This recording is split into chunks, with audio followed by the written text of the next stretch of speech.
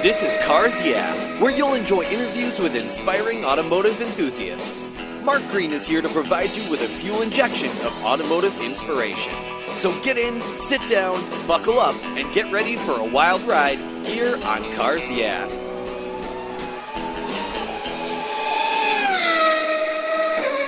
Do you love vintage cars? Then go to carsyeah.com and get a free copy of the fantastic Filler Up book. It's a full-color ebook filled with fuel filler fun, with over 60 color photographs of vintage cars, plus inspirational quotes from some of the most famous automotive enthusiasts of all time. Simply go to carsyeah.com, click on the free book button on the homepage, and download your Filler Up book today. It's free at carsyeah.com. Hello, automotive enthusiasts. Today I'm extremely excited to introduce my special guest, Tony Smetona. Tony, are you buckled up and ready for a fun ride? Yes, I am. Absolutely. All right. It's great to have you here. Tony's passion for automobiles officially began at the young age of 9 years old when he got his first motorcycle. This led to an infatuation with all things mechanical. He got his first car at age 15 and learned how to paint automobiles when he was 19 years old. Since then, Tony's focused on automotive body and framework restoration. He's managed and co-owned a body shop. He worked in pro racing as a crew chief and a team manager at the Toyota Atlantic Series and raced go-karts and motorcycles. Today, Tony has a shop in his hometown of San Clemente, California, where he specializes in Porsche restorations. So, Tony, I've told our listeners just a little bit about you. Please take some time and share some more about your history, your career, your interests, and, of course, your passion for automobiles. Well, yeah, I'll tell you, like when you mentioned the motorcycle, that was my first endeavor with something, the internal combustion engine and this and that. And of course, I was into changing the oil and servicing the oil filter. I eventually painted it in my dad's garage. But I just immediately gravitated towards these mechanical devices and their function, the maintaining of them, the improving of them. I bounced around now, being 49 years old. I bounced around with a couple different careers. I've been raising a family. Even through my entire journey, I always really lusted after, the automobile and restoring cars or motorcycles or whatever it was. All I can say is that I always had that passion, and I'm just really pleased now to finally go full circle and be able to make a living doing what, at age 9, just really sparked an interest. Well, that's what Cars Yeah is all about. People like yourself who figured out how to create a career in the field that they're so passionate about, and that is automobiles. And that's fantastic. And the fact that it started when you were just 9 years old and you figured out how to keep that up over all these years. And I met Tony last year when I was on the lawn at Pebble Beach, and he restored a Porsche for a good friend of mine, Bill, and it ended up winning an award there and going over the podium. Maybe you can share with our listeners a little bit about that amazing experience, because as I understand, it was the first time you had restored a 911 to that full level. You work on 356 Porsches, but what was that like to be there with a client? I'm sure an amazingly proud moment for you. I know it was for Bill. Share with our listeners a little bit about that experience, because few people get to do that. Yeah, I'll tell you, it was the entire experience with Bill, starting from day one of the restoration, was just a dream come true. He was a dream client. I was able to focus and be able to do whatever I needed to do the job the way I thought it should be done. And then, of course, being at Pebble with Bill, and the biggest reward was seeing the joy that it brought Bill. I mean, ultimately, that's the main. This is about people, and for him to see the joy that he had from that experience was huge. But that car, the 911, I had done 356s, and I had some success at some local shows, some concours. It's actually a 356 that I built in my garage.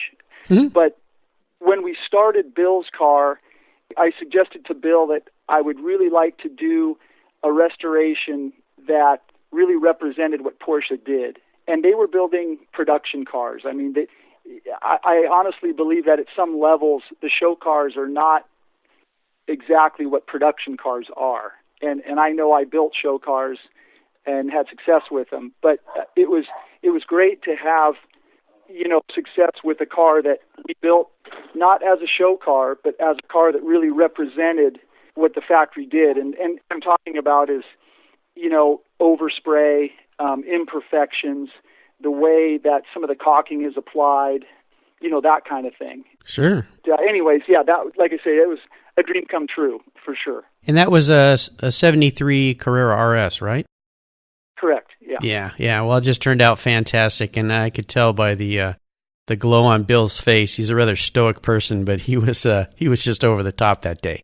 That was that was a fantastic day for both of you guys, for sure. Well, Tony, as we continue on your journey, I'd like to have you share a success quote with our listeners, a saying that's been instrumental in forming your life and your success. It's a great way to get the inspirational tires turning here on Cars Yeah. So, Tony, take the wheel. My dad, who was also, he owned his own business. He was a professional photographer here in Capistrano Beach. He and my mom, it was literally a mom and pop operation.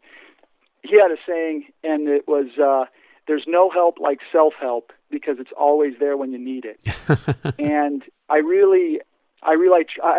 think about that saying. I always have ever since he told me that. I think we were in the garage building some cabinets or something like that. But he was a real handy guy. But that quote just kind of gives me the confidence, and he and my mother both did, that you can do whatever you put your mind to. That's not to say I haven't had mentors, people that have been huge, instrumental in what I've done, because, you don't do this all on your own. But just to have the confidence in that you can learn things and figure out how to do things, whether they're, mechanical ability or doing your research or whatever. But, just to have the confidence to know that you can do things yourself. Sure. And get them done. Anyway, so yeah, I think about that quote a lot. Could you tell us maybe a story or how you've incorporated that success quote into your business and your passion for cars? Restoration work I do is very low volume. I have one partner of mine who did the motor and transmission for Bill's car, who does the mechanical stuff. Occasionally I'll do transmissions and motor works myself also on the 356s. We do almost everything in-house. I do my own plating. I do all my own, body and paint work. I do all the alignment. We have a setup pad that we actually got the race industry where we can do proper alignments. We sublet very little, and that allows us to have control over the quality and how things are done. And to me, it's really rewarding. So, like I said, no help like self-help. If you figure out how to do it yourself, for me, that just works really well. It sounds like it, and from the work that I've seen you done, definitely the quality levels are so high, and the attention to detail is simply amazing. Would you share a story with us that instigated your passion for cars? Tell our listeners, what was that pivotal moment in your life when you really knew you were a car guy? Well, this is crazy. My first car was given to me by one of my older sisters, and it was a Mazda RX-3, which was one of the very first rotary-powered cars. Yeah. Mazda produced, and they were problematic. They had what they called an apex seal, which is basically the equivalent to the piston ring that would fail. But she gave me this car. She just said, yeah, I'm not putting an engine in it. Here you go. So she gave me this car at age 15. I didn't have my driver's license yet. And, of course, I proceeded to, start doing body work on it. I was going to Pep Boys and buying cheap Bondo and this and that and spray can primer. And I was working as a dishwasher at the time, and I saved enough money to buy a long block, which at the time was only $600. And my brother and I, my brother was a little bit older and, had mechanical, ability, we changed the motor, and I ended up getting this thing running, and that was my car for a couple of years, and I ended up selling it, I think, for $1,000, so I actually made $400. But that's when I realized the car thing was for me.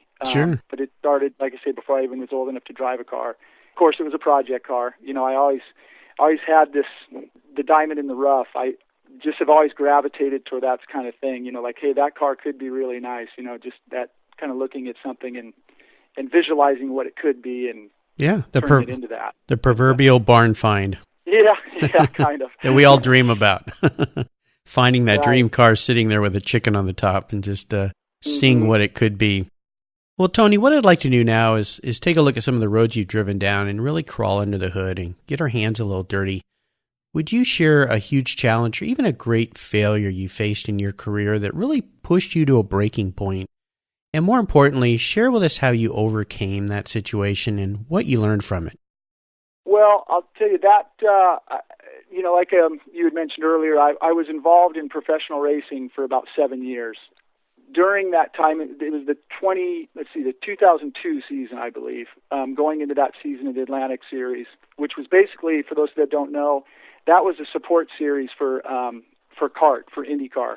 We had, I think, a 12-race season, the Canadian races with IndyCar, along with Formula One. We raced in Montreal. But anyways, going into that season, we had a driver by the name of Tony&rsquo, who was a very, the most experienced Atlantic driver. He'd driven a bunch of other things too, sprint cars and GTP cars, and he'd done a bunch of tire testing and whatnot.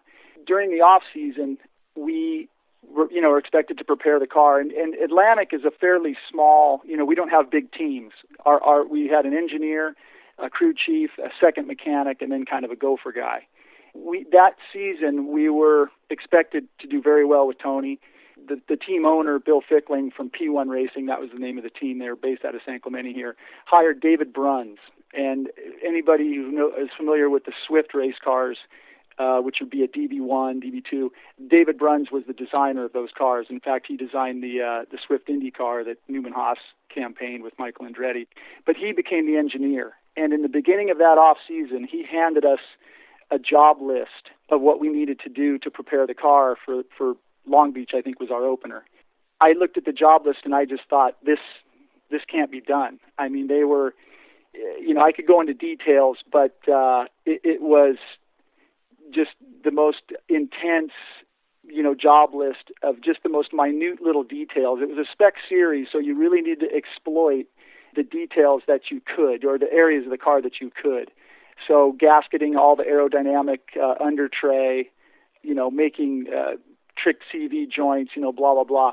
But anyways, the days and the hours were just nuts. And the worst part about it for me was, as a crew chief, safety in the car is paramount, and reliability would be the second thing. And I was actually so involved in doing this job list that I was afraid that we were going to miss something, that would make the car either unsafe or unreliable. At any rate, we got through that. I mean, it was just long hours. It was craziness.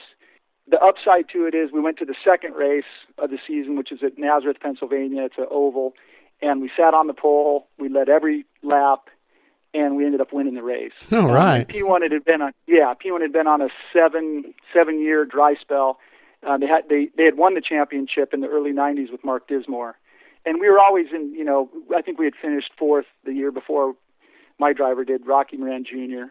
So we were in the hunt, but we finally got a win. And it just shows that, if you keep your head down and you do your work and you do it right, good things are going to happen. And like I said, we got the top step of the box at Nazareth, and it all paid off. All the hard work paid off, but I'm Yeah. sure at the time it was a huge struggle and a huge challenge of how are we going to get this done. Exactly. Great. Absolutely. Well, let's shift gears and go to the other end of the spectrum. And I'd like you to share a story when you had a real aha moment in your business and your career, a time when you realized that your idea, your concept, your business was really going to make it. If you could tell us the steps you took to turn that aha moment into a success. Okay. Well, I think it was around 2007 or 2006. I had gotten out of the racing business because, family, and I was traveling just too much, and I wanted to be here to raise my kids. So I was working as an electrical contractor. I had a 356 that I had bought 20 years prior, and it was a rat. I mean, I think I paid $2,500 for it. It was, pretty beat up. Anyways, I decided to restore this car, and so I did it in my garage. And it took about 2 years. After work, I'd come home and work on it, or on the weekends, and it was it was a comprehensive restoration. I had learned from a lot of really skilled fabricators being in the racing industry, and the attention to detail and all that kind of stuff. And I ended up doing this car after 2 years, and I took it to the Dana Point Concours, 356 Concours, which is a pretty good-sized 356 show. Oh, yeah, it's a great show. So I took this car there, and I drove it from my house, drove it onto the lawn, ended up winning first in my class and then winning best of show. All right. So, people were like, who's this guy? He built it in his garage, kind of what? Yeah. And so, of course, after that, I was got connected with a lot of people that were interested in, me doing work for them. And that's when I finally just said, I got it. There's a market out there. There's cars that need to be restored. It's really what now I'm cut out to do. Like I said, I gained a lot of experience working in the racing industry, just with people that were. It's different than the road car automotive industry because, well, it just is. I mean, it's just so intense, and the attention to detail has to be. You're competing against other teams, so the attention to detail is just crazy. But anyways, that kind of goes hand in hand with the restoration business. So it was after that show when people were approaching me and saying, "Hey, would you do this for me? Would you do this?" I thought, this would be a blast, and that was, I guess, my aha moment. Oh yeah, yeah. Boat. Did you ever, when you went into that show, did you have that in mind, or is that just a result of people seeing the quality of work? I mean, were you thinking about starting your own business? No. Not really, no. Wow. My intent was to build, the best car that I could build, and I had looked at the show car stuff, and I had an idea of what they were looking at, and I really wanted to win. I mean, I was going there to win best of show. I haven't really told many people that. I didn't want to seem arrogant, but that was definitely, as I was toiling away down in the garage in the evening, that was my goal. Mm-hmm.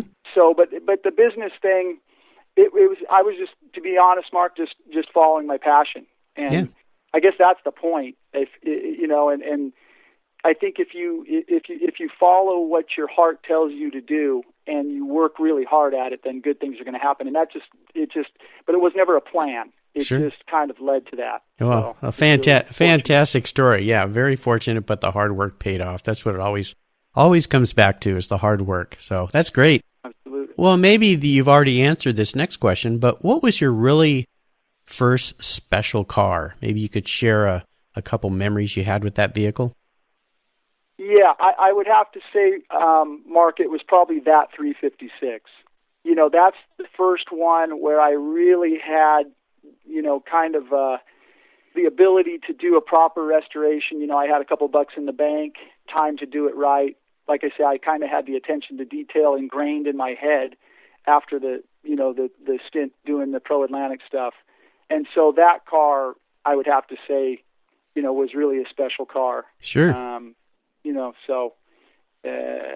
That the 356 probably was the one that kind of got me going, and I owe that car a lot. Yeah, it sounds like it. Put it that way. What year and model was that? It was a 61 Super 90. Okay, great. And actually, Mark, what I did was I cloned a GT. If you're familiar with the lightweight versions of the 356s, they were basically a little bit like the RS lightweight, you could say, but it was actually a GT clone. Now, it was an original Super 90, but not with the GT options. And basically, I replicated. I did a lot of research and tried to replicate the GT stuff, as close as I could. And but anyways, that's what the model was. Very cool. Let's talk a moment about seller's remorse. Is there a vehicle that you've had in your past that you sold and you really wish you could get that vehicle back? Yeah, there's one. I think I was 16 or 17 years old. I traded a Baja Bug to one of my older brothers for a 69 Alfa Romeo Berlina. Ooh. And it was a four-door kind of, Alfa Romeo. It had a 1750 twin cam motor, had a 5-speed, had nice wood dash and a nice wood console. It was a 5-speed, had 4-wheel disc brakes. And at the time I was over my head in that car. I couldn't keep, head gaskets on it, let alone take care of all the body and all that kind of stuff. But with what I have now in place, I always thought that would be kind of a fun car. I got 2 boys, and it was a 4-seater and whatnot. But sometimes I think about that car, the 69 Alfa Romeo. Very nice. Yeah, those are cool. Definitely. The Italian passion always comes through in those vehicles. Is there a current project you're working on right now, Tony, that really has you excited and fired up? Yeah, I'm actually doing another 356 for myself. Oh, great! It's also a 61 356, and it's a slate gray, originally slate gray with a red interior. Ooh. It's a car that I bought sight unseen on eBay one night. I was surfing through eBay, and there was this car. It had, on the dashboard, it had just a hint of the slate gray. It had been repainted red, of course, and the interior had been sprayed black. This car was a rat. I mean, it was, I think I paid $8,000 for it. But it is all numbers matching.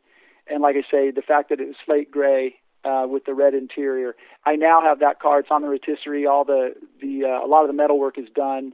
Transmission's done, and I'm doing the motor for it. But that car, I think, is going to be pretty neat, mostly because of the color combination. Oh, yeah.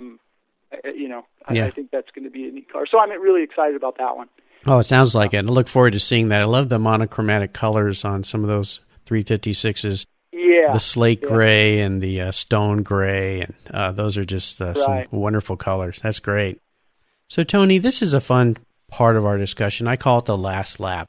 And since you used to be a racer, you know what that means. The white flag is out, and we're getting near the end. This is where I fire off a series of questions, and you give our listeners some very quick blips of the throttle answers.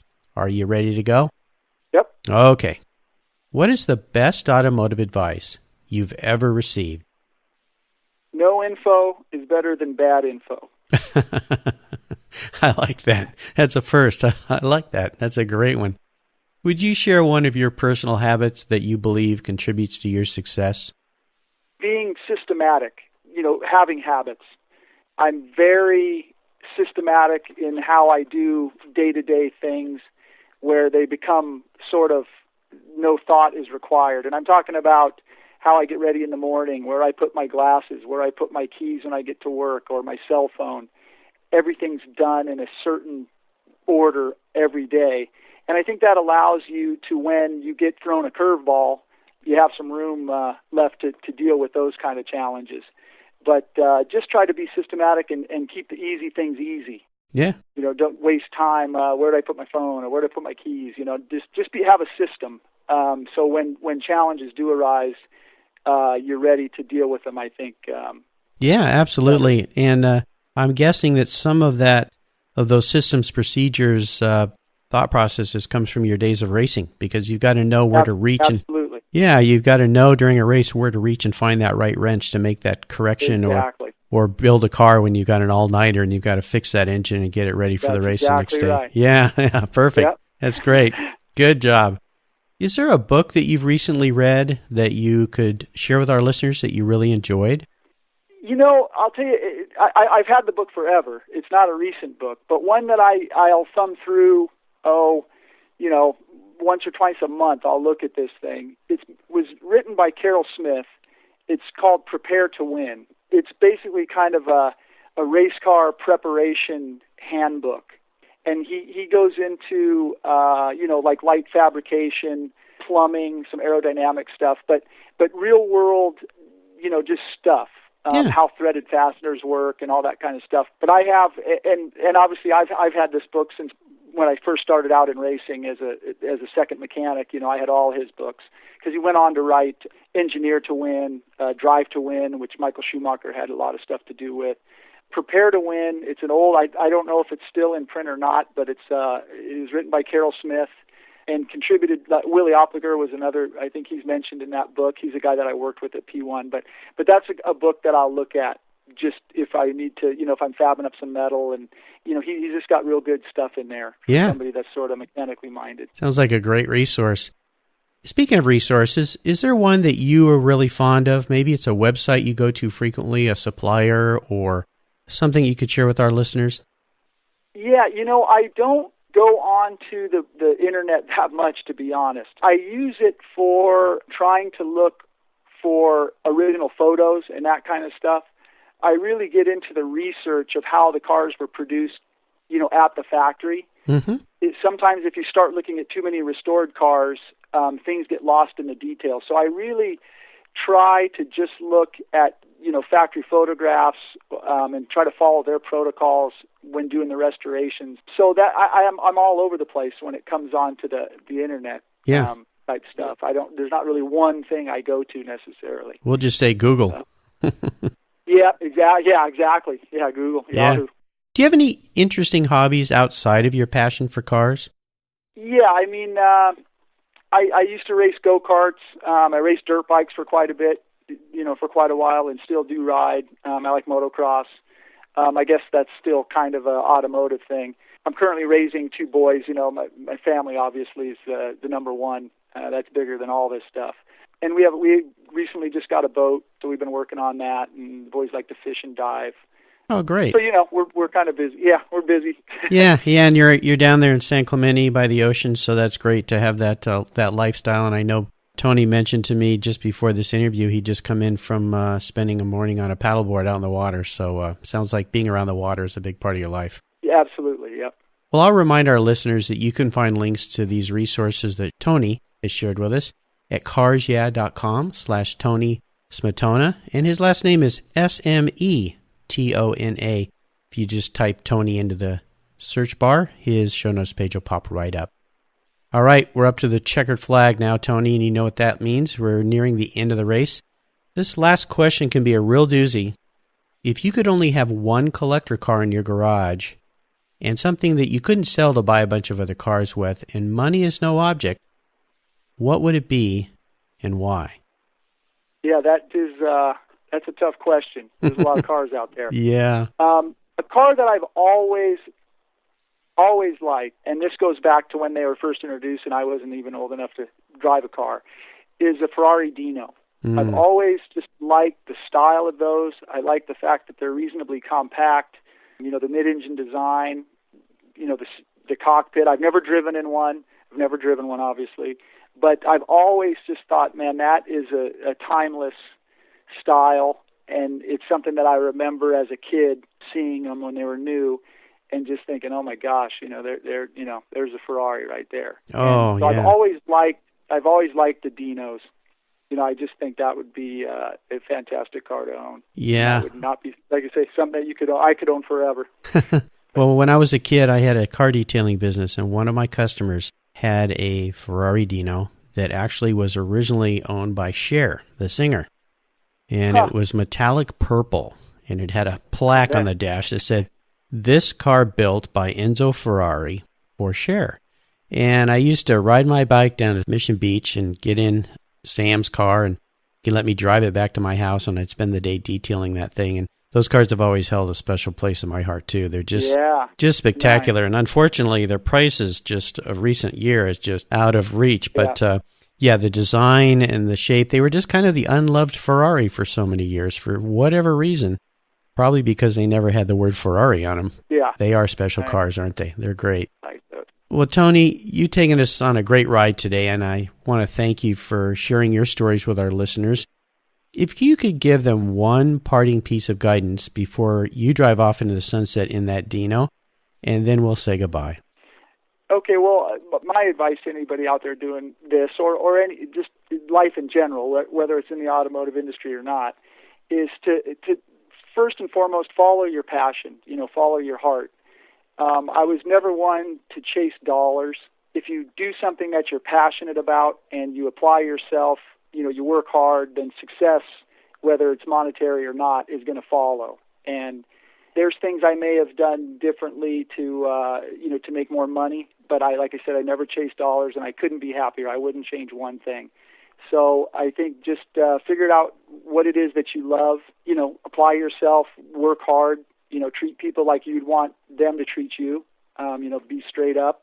And I just think good things will happen, guaranteed. Absolutely. That is a guarantee. And great advice to our listeners, those folks that want to be inspired and work around their field of passion, and that is automobiles. A great word of advice. And it's a reoccurring message that I hear from many people on Cars Yeah, is follow your passion. It sounds cliche, but a lot of times just figuring out what that passion is the hard part for some people. For some reason, for those of us who love cars, figuring out what to do in that field is the way to go. And it sounds like you've done it, Tony.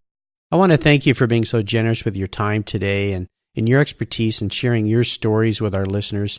Until we talk again, we'll see you down the road. All right, Mark. Thank you very much. That was fun. You're welcome. Thank you so much for joining us on today's ride here at Cars Yeah. Drive on over to carsyeah.com to find show notes and inspiring automotive fun. Download your free copy of Filler Up, a fun book filled with gorgeous photographs of fuel filler fun, including quotes from more inspiring automotive enthusiasts. Download your copy today, and we'll see you next time on Cars Yeah.